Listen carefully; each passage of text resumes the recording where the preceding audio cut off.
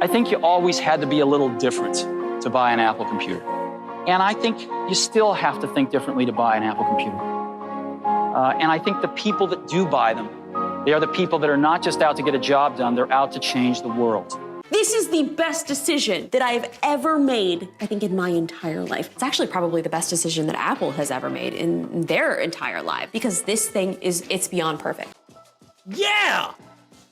Yeah! And this has the power to change so many other lives.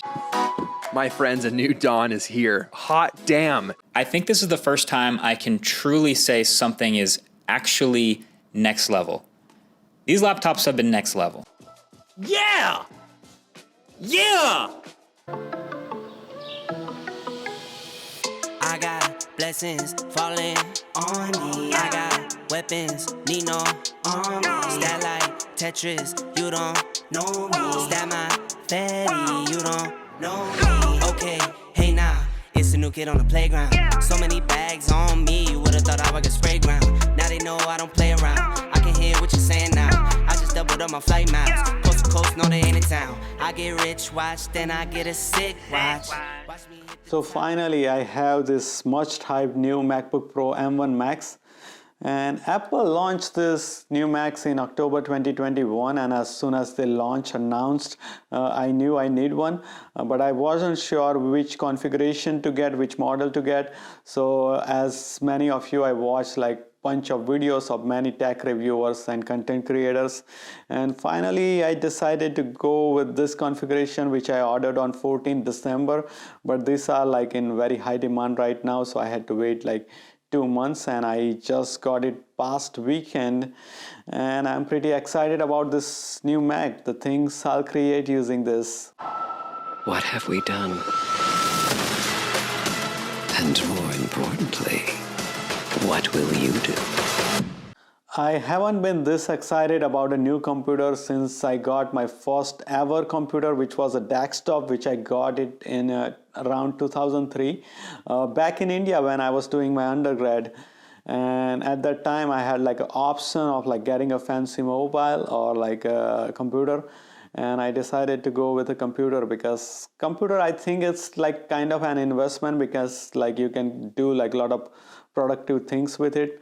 And I upgraded that computer with pretty much everything at that time that had like a CD writer and a DVD-ROM, which were like rare at that time. And I also had like a TV tuner card, so you can turn your computer into like a TV where you can watch like cable channels, and that had like TV tuner card. And it had also a digital cam, which is like not boring like webcam. It was like a digital cam which works as a webcam, but you can also take it like different places and take pictures. And it was just like 1.3 megapixel camera, but it was still like the picture you take and something you can watch it right away was like kind of very novel at that time. Computers were like very expensive at that time, so, and with all this like upgrades, it costed me $1,300 at that time. So probably that was like my most expensive computer until this Mac. But I still think that that was money well spent, right? Because that desktop is the reason I am able to afford this Mac today, because that desktop is one of the reason I work in IT today, and like that desktop helped me with like my studies and applying to different universities and like preparing for all the entrance exam. So I think that that's the money well spent. Anyways, enough about that computer. Let's open this one.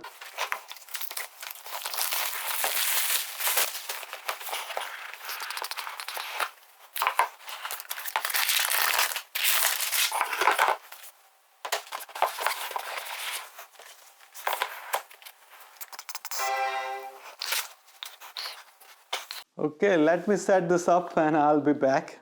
Alright, so it's up and running and I love it so far. Anyways, let's talk about why I got the fully specced out version of M1 Max. If you know me, you know that I don't like to spend money on things I don't need.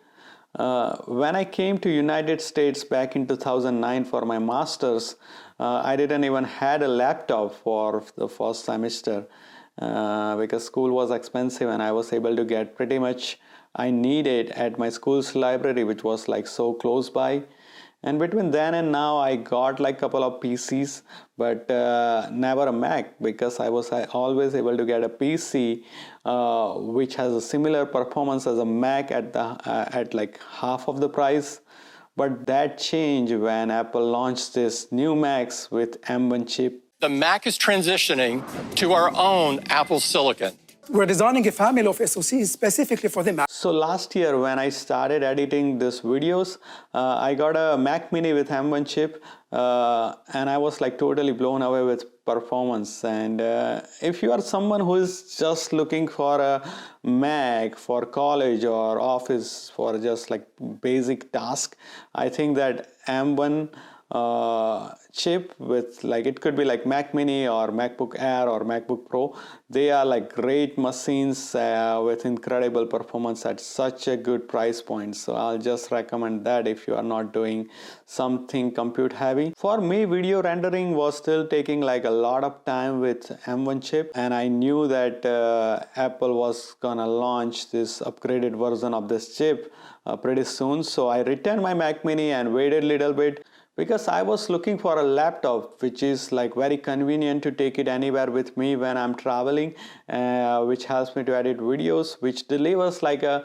desktop like performance with a very high-end graphics card, but still not bulky. And this new MacBooks with M1 Pro and M1 Max chip are just that. So when deciding which one of this new Mac to get, my first question was like whether I should get like 14-inch version or 16-inch version, because both of those like 14-inch or 16-inch you can configure exactly the same. But what I later found out that even if you configure 14-inch and 16-inch exactly the same, the 16-inch Mac gives little better performance. And I won't bore you with all the like test results, but if you want more detailed comparison, I'll leave a link down in the description of one of the video from MaxTech, and they perform like bunch of tests, and the results are very interesting if you are interested into that. But in a nutshell, like 16-inch configured exactly same as 14-inch gives like a little better performance in terms of battery. It has less fan noise, and it has like a better speakers, and like more real estate is like always good. But the only downside is that it's like 1 pound heavier than 14-inch, which I can live with. Now for 16-inch Macs, the most basic one starts at $24.99, which comes with M1 Pro chip. But if you get the most specced out one, except storage, so if you increase the memory to 64 gigabytes, that comes out around $38.99, which I got. I haven't upgraded my storage. I only have like 1 terabyte of storage, because like RAM or other things, they are on the chip, so you cannot modify that. Except the storage, you can add like storage easily externally. And I have this like tiny SSD storage which I like to keep all my data on, because this I can plug it to any machine and start editing my files. In case this like machine dies or it's in repair for a few days, I still have all my data with on my hard disk. So that's why I don't think that it's a good idea, at least for me, to spend money on like upgrading the internal storage. So that's the only thing I haven't maxed out, but other things is that I have like 64 gigabytes of RAM. So now you will ask me that, Anuj, what if you have got like just the basic 16-inch model which comes at around 2500, wouldn't that be sufficient?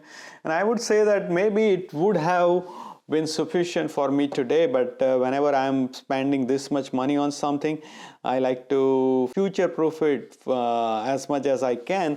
So it's like, for me, if you can afford it, spending this extra $1,400 to like upgrade it as much as you can in terms of compute and RAM, I think it's worth it, because you don't have to make this decision again in 2-3 years of like, oh, which Macs to get, because I think that if you spec out this one, I think it will be good at least for 3 to 5 years. And for me, I record my videos on Sony camera in 4K, which has like 3 different 4K file formats which you can pick from. One is like very highly compressed, and then it's like less compressed, and then the least compressed one. And I recorded like 1 minute video of all these three format, and the file size I got was like, for the most compressed it was like 14 megabytes, for like less compressed it was like 1.6 gigabytes, and for the least compressed one it was like 4.3 gigabytes. So even for 1 minute you can see that how much storage you can save if you just start editing or recording in the most compressed file format. So you save like a lot of money on like data storage, because whatever you record you might want to keep it forever. So for me, I know that I'm gonna start recording in this most compressed file format going forward, because I know that my Mac is able to handle that like very easily, even in like little near future. Right now I'm just recording it in 4K, but you know the technology is like growing so fast, and maybe in 1 or 2 years I might be recording in 6K, 8K. Maybe not, maybe, but I don't know. But I just don't have to worry about that. Oh, like after 2 years that I wish I had like upgraded one. For me, spending like $1,400 extra for not having that thought is well worth it. No matter how much I try to rationalize in my head that I don't need the M1 Max, that there's no reason to spend the extra money, I get this irrational feeling in my gut when I was using the M1 Pro that there was something faster out there. And that nagging idea was forcing me towards the M1 Max. So I would prefer to future-proof it now. I also got like Apple Care on this Mac, so it's covered if anything happens for 3 years, and like when I can renew it. So as long as it gives the performance, I don't have to think about anything that it's gonna go bad or something. So those are my reason why I got like fully specced out M1 Max. But now you will say that, Anuj, those reasons are geared to what someone who does like video recording and editing. What if I don't do this stuff? And I'll say that no matter what, like if you have a need for more computing and a convenience for a laptop which you can take it anywhere, I haven't found a laptop which is like this lightweight, which consumes so less power and gives this incredible performance. And if you find one, just please leave it in the comment, and I would love to check it out. Have you ever heard about transistor? If you haven't, I envy you. I studied electronics, and I had to study this thing for almost like 4 years, and that was a nightmare. But do you know this M1 Max chip has like a 57 billion transistor? And its die has a staggering 57 billion transistors. And to put in perspective, world's population is 8 billion. So there are like 7 transistors on this chip for every single human being, which is insane. Like, did anyone fact check Apple on that? That how can they fit that many transistors? What if one of them is not working? Like how to tell that? So that's insane. Like, I think someone need to fact check that. For me, I'm just gonna play with this Mac, and I'll see you guys in the next video.